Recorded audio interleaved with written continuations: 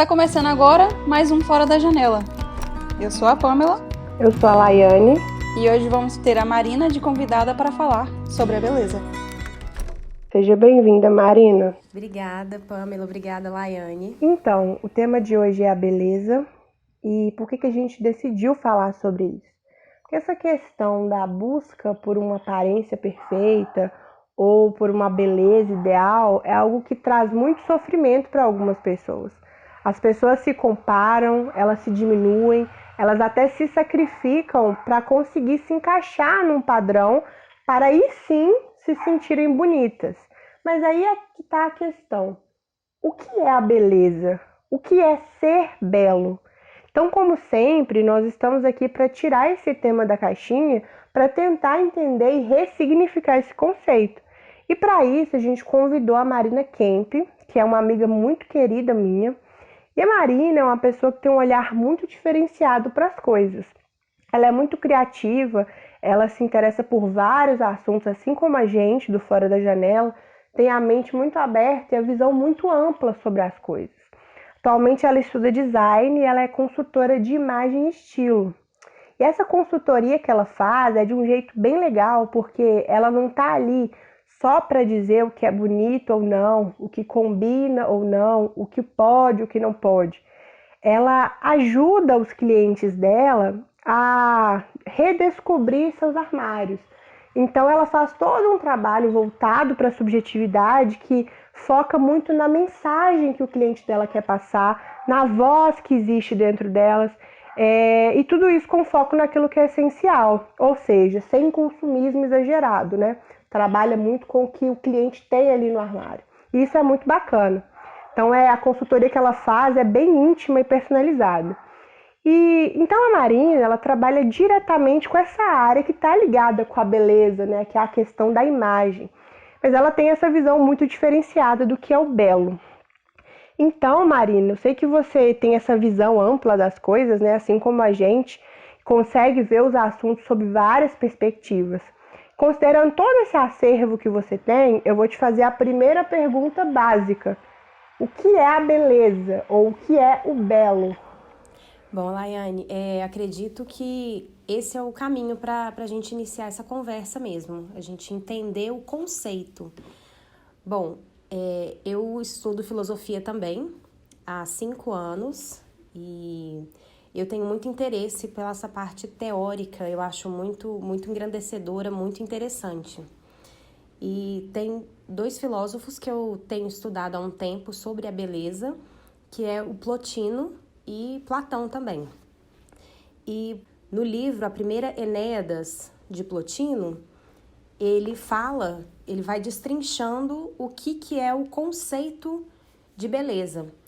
E aí a gente pode lembrar também como Platão define isso, que o belo, ele é um arquétipo, ele é uma ideia, e ele anda junto com o justo, o bom e o verdadeiro, que são os ideais do mundo das ideias de Platão.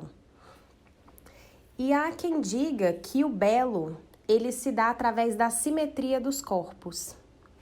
Mas a gente pode entender que pode existir beleza na simetria, mas nem tudo que é simétrico é belo. Então, por exemplo, a gente consegue enxergar o belo na natureza. Ele é intrínseco à natureza. E quando a gente admira, quando a gente entra em contemplação com a natureza, é muito difícil a gente achar algo 100% simétrico. Então, isso é algo que não está 100% relacionado. Então, existe algo além da simetria que faz com que a gente entenda algo como belo, tá? E a alma, ela tenta sempre se conectar. Então, o belo, ele vai estar ligado 100% com o ser humano e a gente está sempre buscando esse belo. Mas o conceito de beleza, ele não pode ser visto no mundo manifestado como uma forma 100%. Assim como um computador, ele não consegue atingir 100% da sua capacidade, entende? Então, o belo, ele não vai conseguir ser visto dentro da nossa sociedade como uma coisa perfeita, porque a matéria, ela não suporta ser totalmente dominada por uma ideia. Então, ela tem resquícios. Então, como que a gente pode dizer que algo é belo? Ele é feito através de um arranjo bem estruturado. Então, a beleza, a gente pode olhar uma pessoa que é bela e ela ter um pé feio, por exemplo. Ela não vai deixar de ser bela, vai deixar de ser bonita, porque alguma parte do corpo dela não é bonito. E quando a gente observa, por exemplo, as estátuas gregas, né, David e Michelangelo, por exemplo, os gregos, eles sempre buscavam pela perfeição, mas toda e qualquer estátua deles, qualquer trabalho desses artistas clássicos, eles trazem a imperfeição para dar beleza. Então, essa busca cega por uma simetria, por um padrão estético, ela não existe, ela não faz sentido, porque a gente vê que ela não faz parte da natureza, não é natural do ser humano se encaixar dentro de um padrão e falar, agora eu estou dentro do padrão beleza. Como você disse aí sobre as estátuas e misturou isso da perfeição e a imperfeição, né? E a gente vê que a beleza é relativa, né? A gente pode ver isso quando a gente pesquisa quais são os padrões de beleza de cada país. Muito peito nos Estados Unidos, magreza e pele branca na China, no Japão, no Brasil é bunda e por aí vai, né? Tem uma tribo que quanto mais piercing você tem, mais bonito você é. E tudo isso reforça o quanto a cultura de uma sociedade molda os padrões, né? Muita gente culpa a mídia por dar a abertura apenas a esses padrões, mas a gente pode perceber que existe uma cobrança dentro do nosso próprio círculo social, né? Os familiares dizem que você engordou ou que você está magro demais, seus amigos cobram suas idas à academia, as pessoas comentam o que você anda comendo, o que você não anda comendo, etc. A gente quer saber, Marina, se você acha que a beleza tem um preço. A beleza precisa realmente ser um sacrifício? Muito boa pergunta, e eu lembrei também de um estudo que eu faço de psicologia da moda, que a gente entende que da importância do sentimento de pertencimento.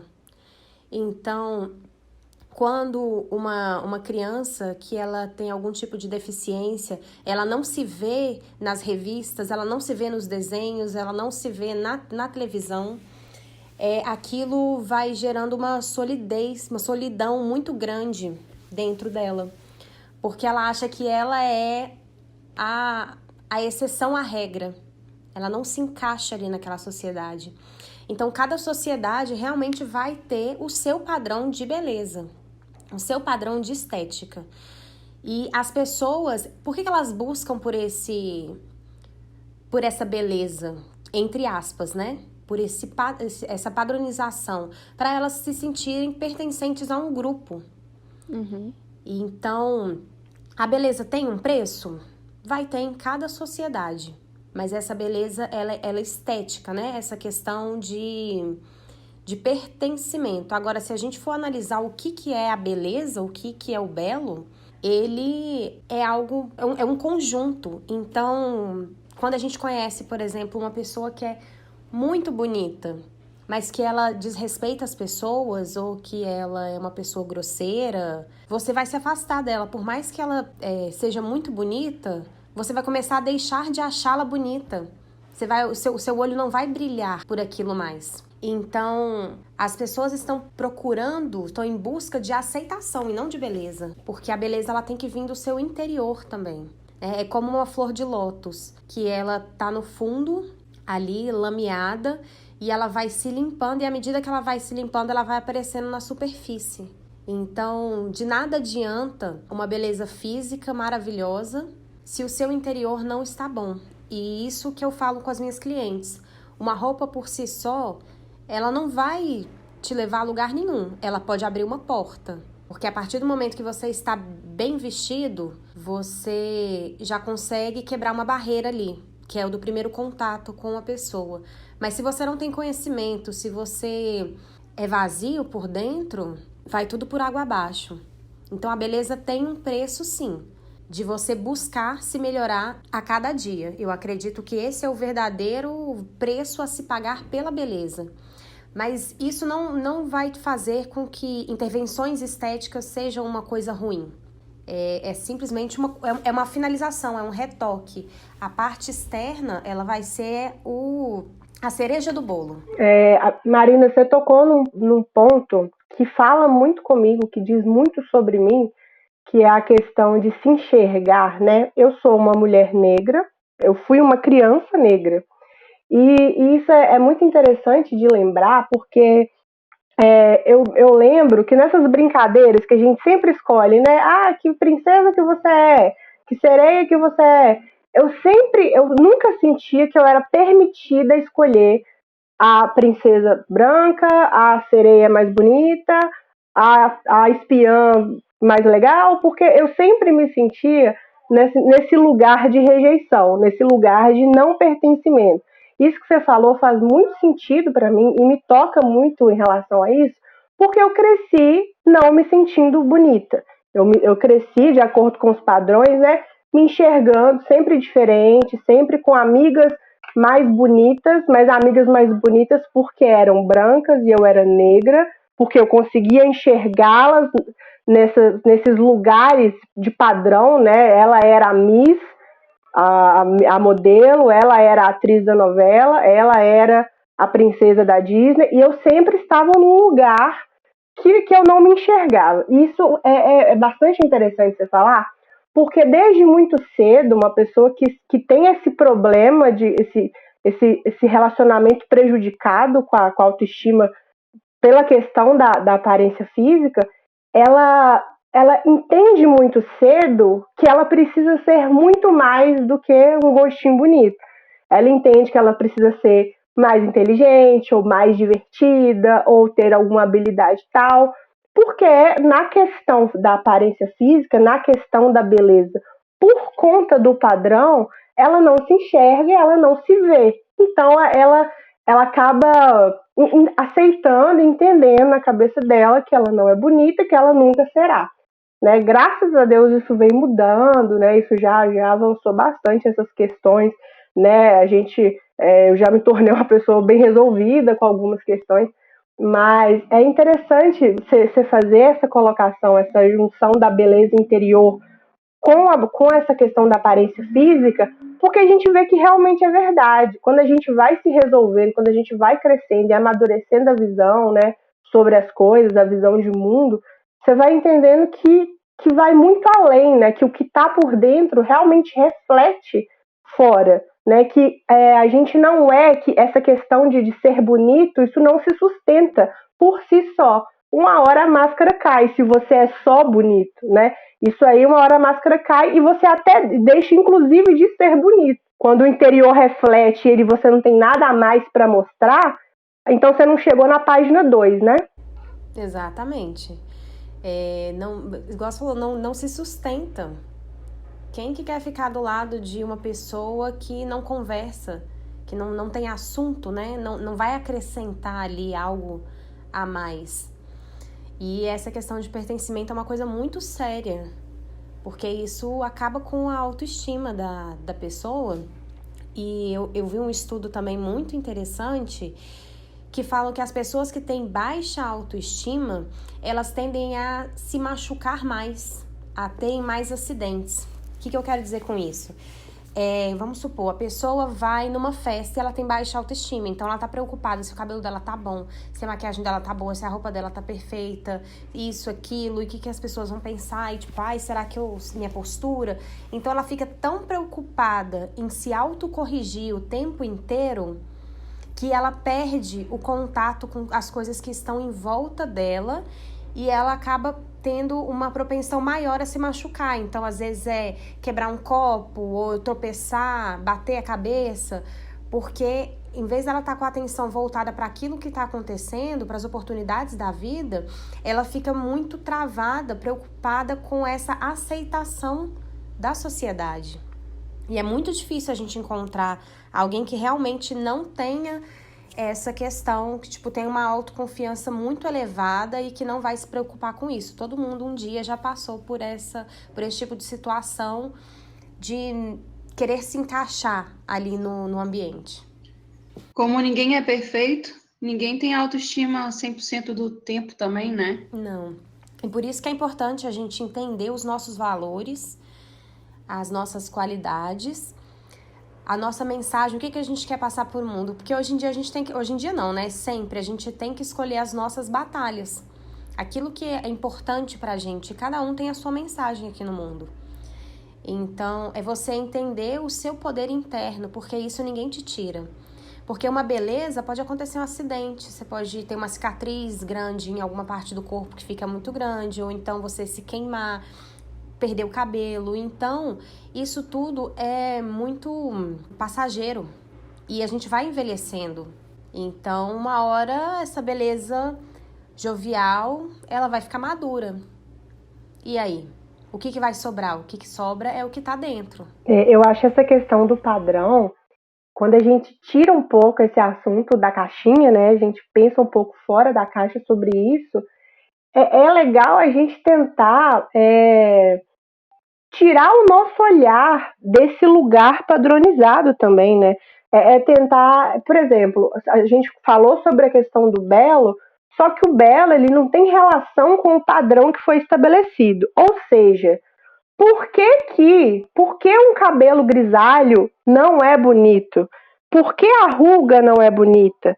Por que alguma pessoa que não está com o corpo lá de acordo, né, com o que eles falam, por que isso não é bonito? Por que não é chamado de bonito? Ou por que a gente não consegue aceitar que a gente também pode se encantar por essas questões que fogem do padrão, né? Então, tentar tirar um pouco o nosso olhar desse lugar e entender que também é bonito ser de outra forma, também é bonito ser de um jeito que não é aquele que está estabelecido, né? Exatamente. Então, assim, isso é um padrão. Isso aí é o padrão de beleza da nossa sociedade. Se a gente olha as pinturas de muito tempo atrás, assim, não tá me vindo uma na cabeça, assim, eu esqueci o nome dela, Vênus de Milo, por exemplo. Se a gente pegar as obras antigas, o padrão estético era outro. Sim. Não é uma barriga chapada, um peito durinho, não era isso. Se a gente parar para analisar, o mundo vai tendo os seus padrões estéticos de acordo com a realidade da época. Então, as mulheres muito magras eram entendidas que elas eram desnutridas, que elas não conseguiriam ter muitos filhos, que elas não seriam mulheres prósperas. Hoje em dia já é o contrário. Se você está um pouco acima do seu peso, que é uma coisa assim, dentro desse padrão, né, de novo, entre aspas, já é tipo, nossa, você está com gordura localizada, você não tem que nada. E existe beleza em todos os tipos de corpos, e existe a beleza que é mais importante, que é a interna, que é a sua verdade, que são os seus valores. Mas isso é uma máfia, né? É uma máquina de lucro ali, para você entender que você precisa de uma intervenção estética, você precisa disso e você precisa daquilo.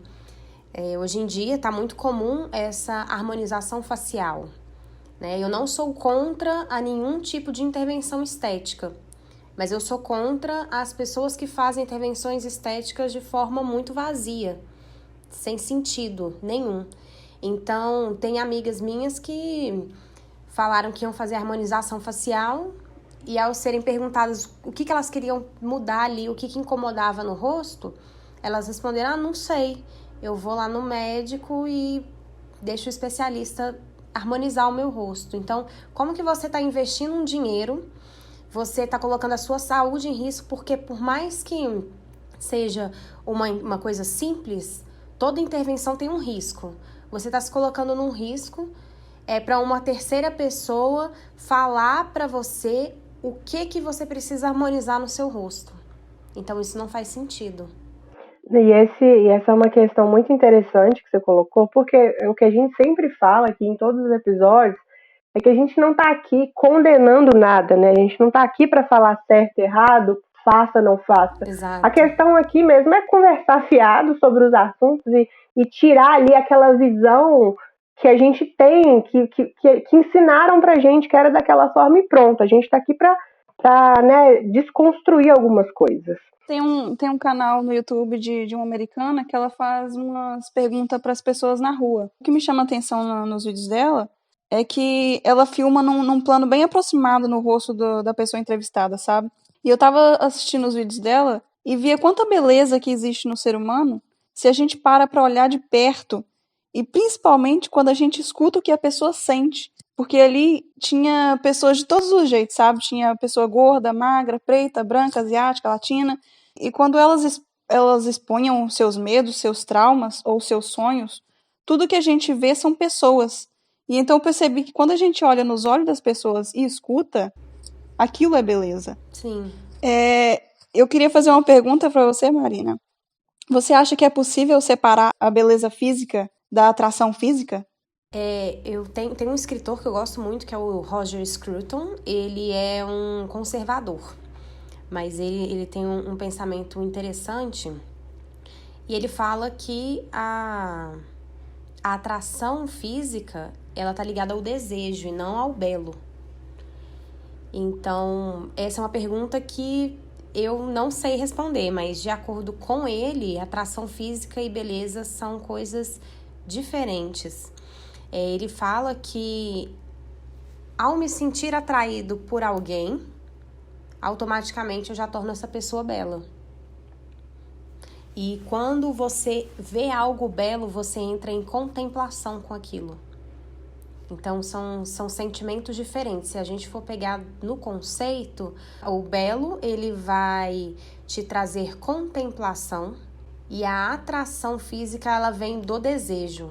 Mas dentro dos padrões da sociedade que a gente vive, se você está dentro do que é considerado atrativo, então ele pega a beleza do corpo e fala, é essa beleza aqui que é o padrão. E aí ela pode se tornar um atrativo, sim. Mas de conceito mesmo, quando a gente entende, são coisas diferentes. Certo. Tem muita relação com aquela questão da gente sair um pouco, né, do padrão para aprender a admirar também aquilo que não está dentro do padrão, né? A gente é ensinado a gostar de um tipo de beleza e não admirar as outras. Exatamente. Mas só para encerrar então, Marina, depois de toda essa reflexão que a gente fez, que mensagem que fica para essas pessoas ou para quem ainda insiste em perseguir esse padrão? Que recado que fica? Que mensagem que fica depois de tudo isso? Bom, como recado para os ouvintes, é que as pessoas olhem mais para dentro e que nem vocês falaram da questão de olhar dentro dos olhos, de se conectar realmente com os seres humanos. É isso que é a beleza. E não buscar uma coisa tão frívola como a beleza física por si só.